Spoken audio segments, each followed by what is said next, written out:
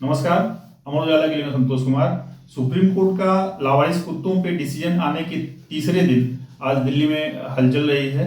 इसी पे हम लोग बात करेंगे। हमारे साथ हैं हमारे वरिष्ठ विनोद डबास जी और ललित कौशिक जी। ललित कौशिक जी से बात करेंगे कि जो इन्होंने कुछ ऐसे लोगों से बात की है जिनको कुत्तों ने काटा है, उनको रेबीज वगैरह का इंजेक्शन लगा है, उसमें क्या उनको परेशानी होती है और डायरेक्ट डॉक्टर इसमें क्या कह रहे हैं।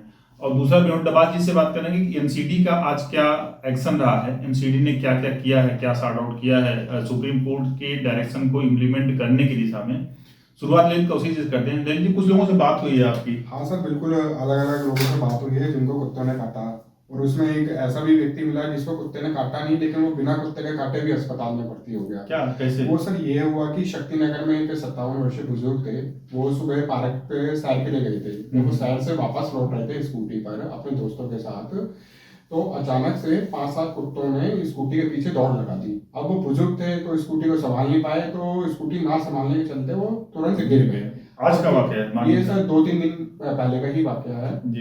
तो मतलब वो फिर उन्हें अस्पताल में भर्ती होना पड़ा, और उनके चेहरे पे भी चोट आई है, और जो उनके साथ बुजुर्ग जो पीछे बैठे हुए थे उनके पैर में फ्रैक्चर हुआ है। एक तो ये है। एक सर वसंत कुंज में जो प्रेस का काम करती है एक महिला, उसको कुत्ते ने काटा।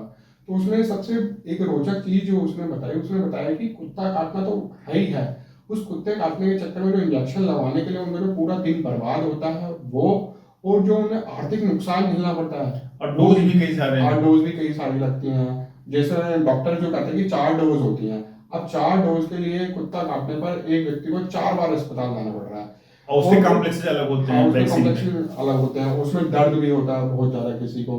तो और सर कुछ अलग अलग लोगों से भी बात हुई। जैसे कोई एक अपनी बहन के साथ जा रही थी, बाजार में जा रहे थे वो लोग, तो अचानक से कुत्ता आया, उसकी जान पे भी काट गया, और मतलब 2 जगह उसके शरीर पे कुत्ते ने काटा। अब उसके बाद फिर उसे इंजेक्शन लगवाना पड़ा। मतलब जो लोगों की आप बीती है, उसमें कोई दफ्तर से रात के वक्त लौट रहा है, कोई बाजार में खरीदारी के लिए जा रहा इसीलिए है। मैक्सिमम जो इसके पीड़ित हैं वो यूथ है, या तो हाँ, जो यूथ नौकरी है। पेशा है, और और अगर बच्चे। हम आरएमएल अस्पताल के में जो एंटी रेबीज क्लिनिक सेंटर चलता है, उनके जो इंचार्ज हैं डॉक्टर देवाशीष परमार, उनका ये कहना है कि जो 14 वर्ष से कम उम्र के बच्चे हैं और जो युवा हैं, उनके यहाँ जो कुत्ता काटने का जो वैक्सीनेशन है वो सबसे ज्यादा आ रहे हैं।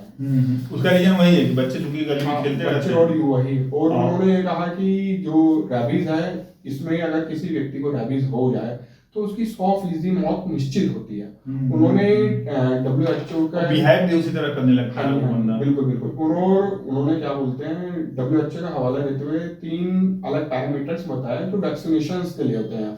उसमें यह है कि अगर आपको जस्ट कुत्ते ने अगर चाटा है तो उस परिस्थिति में आपको टीकाकरण की आवश्यकता नहीं है। और दूसरी स्टेज में ये है कि अगर आपको कुत्ते ने काटा है और छोटा घाव है लेकिन खून नहीं निकल रहा है, तो उस स्थिति में एंटी रेबीज वैक्सीनेशन किया जाता है। तीसरी स्थिति जब होती है कि आपको कुत्ते ने काट लिया है और आपके खून निकल रहा है, गंभीर स्थिति बनी है, तो उस स्थिति में एंटी रेबीज वैक्सीनेशन तो हो ही होगा, आपको एंटी रेबीज सीरम भी लगाया जाएगा, और वो सीरम आपके खाद पे भी डाला जाएगा ताकि आपको तुरंत रेबीज से प्रोटेक्शन मिल सके। वो ज्यादा पेनफुल होता है, वो ज्यादा पेनफुल जिसको हाँ, वैक्सीन के साथ साथ वो भी लेना, सिरप भी बिल्कुल लेना बिल्कुल पड़ता है। बिल्कुल। और वो क्योंकि वो घाव में भी डाला जाता है। डॉक्टर को ये कहना है कि भाई अगर किसी को कुत्ता काट ले, एक तो 24 घंटे के अंदर अपना टीकाकरण सुनिश्चित करें, और बहते पानी में उस घाव को 10 से 15 मिनट तक धोते रहिए। और उसके अलावा क्या बोलते हैं, अगर आपके घर में डिटॉल है, साबुन है, तो आप उससे भी उसको धो लेकिन सकते हैं। इंजेक्शन मिलना भी तो बहुत टफ है। नहीं सर, दिल्ली के जो अलग अलग अस्पताल हैं, अभी वर्तमान स्थिति में उनका ये कहना है कि उनके यहाँ पे वैक्सीनेशन पर्याप्त है। अभी उनके यहाँ कोई ऐसी किल्लत वाली स्थिति क्राइसिस नहीं है अभी, मतलब जो अस्पताल दावा कर रहे हैं उसके अनुसार। दवा जी, क्या आज का एक्शन रहा एमसीडी का? क्योंकि सारी जो जिम्मेदारी हुई एमसीडी को ही फुलफिल करनी है, उस डायरेक्शन को पूरा करने के लिए सुप्रीम कोर्ट का, और 4 हफ्ते का प्रेशर भी है सुप्रीम कोर्ट का एमसीडी पे। तो आज तीसरा दिन किस तरह से गुजरा एमसीडी जो है, उसको कुत्ते पकड़ने में जो सुप्रीम कोर्ट का आदेश है और उस आदेश जो टाइम दिया है उसके तहत जो टारगेट है उसको कोई दिक्कत नहीं हुई उतने कुत्ते पकड़ने में। उसके साथ दिक्कत है कुत्तों को रखने की।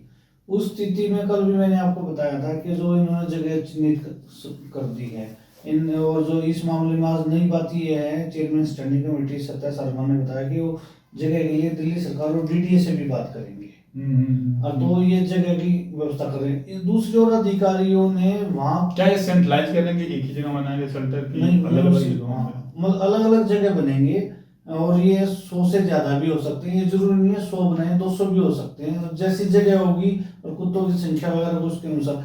अब एमसीडी ने इसमें एक नई चीज और मतलब तय की है कि कुत्तों को वहां कैसे रखा जाए। अब तो क्योंकि एक साथ रख देंगे तो जैसे कल भी हम लोगों की बात हुई थी कि इनके झगड़ा होगा, और तो इन्होंने तय किया कि मोहल्ले कुत्तों की दोस्ती नहीं टूटेगी, वहाँ सेंटर होम में जो शेल्टर होम बनेगा उसमें कुत्तों की दोस्ती बनी रहेगी और वो अलग अलग पार्टीशन करेंगे, एक मोहल्ले के कुत्ते एक जगह रहेंगे, एक एरिया के जो है हाँ, एक उसी में पार्टीशन मतलब बाड़ा टाइप का हो जाएगा। हाँ, बाड़े बनाए जाएंगे जैसे जैसे जू में होता है अलग बाड़े बनाए जाते हैं। तो ऐसे ही होगा यहाँ भी। और इसके अलावा इनकी जो संख्या पर कंट्रोल करने के लिए मेल फीमेल को भी अलग अलग रखा जाएगा जी। और तो अभी क्योंकि इतने एक साथ कुत्ते पकड़े जाएंगे तो एक बार ही सभी की जो है नसबंदी नहीं हो पाएगी और तो उसमें टाइम लगेगा, और तो इसलिए जो है ना इनको अलग अलग रखा जाएगा। मतलब इसका प्लान है जो सॉर्ट आउट कर रहे हैं उसके अकॉर्डिंग जो है 15 अगस्त के बाद ये लोग मेगा कैंपेन चलाएंगे कुत्तों को पकड़ने का। हाँ बिल्कुल। और आज कुछ लोग मेयर से भी मिले थे जो डॉग लवर हैं। मैं आपको बता दूं, हाँ 2 एक्टिविटी हुई, एक जो है ना सुप्रीम कोर्ट के आदेश के से प्रभावित आप स्वयं को मान रहे हैं कुत्ता प्रेमी, और दूसरा जो आदेश का समर्थक है। मैं पहले इनके जो कुत्तों के प्रेमी उन्हीं की बात पे आता हूँ। आज वो मेयर से मिले थे और उन्होंने बात की कि आप एकदम सभी कुत्तों को ना उठाए, आप चरणबद्ध तरीके से उठाए और पहले उन कुत्तों को उठाए जिनके बारे में शिकायतें मिल रही है, जो काट रहे हैं लोग, परेशान लोग जिनकी शिकायत कर रहे हैं उनको उठाए और वो ना उठाए।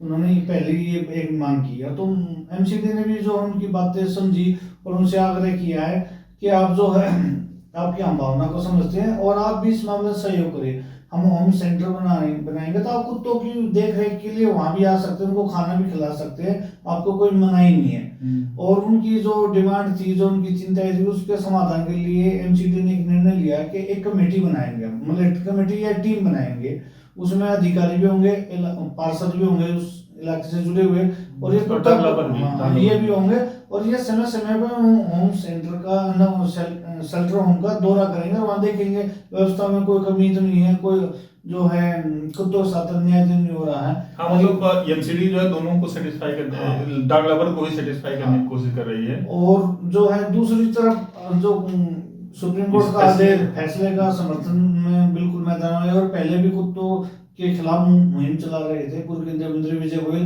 आज उन्होंने एक रैली का आयोजन किया है और तो इसके समर्थन में उसमें जो काफी आरडब्ल्यू वगैरह खुशी जाहिर करने के लिए रैली भी निकाली थी पूर्व केंद्रीय मंत्री विजय गोयल जी ने, और वो भविष्य में कुछ ऐसा और आयोजन करेंगे। ये तो अभी जैसा कि बातचीत से स्पष्ट है, इस पे हलचल बनी रहेगी और जिस तरह हलचल रहेगी उस तरह हम लोगों की निगाह भी इस पे रहेगी, आगे क्या क्या होता है उससे आपको अपडेट करेंगे। लेकिन अभी के लिए बस इतना ही। संतोष कुमार, अमर उजाला के लिए नमस्कार। अगर आप ये वीडियो YouTube पर देख रहे हैं तो हमारे चैनल को सब्सक्राइब कर बेल आइकन दबाएं, और Facebook पर देख रहे हैं तो हमारे पेज को लाइक करें।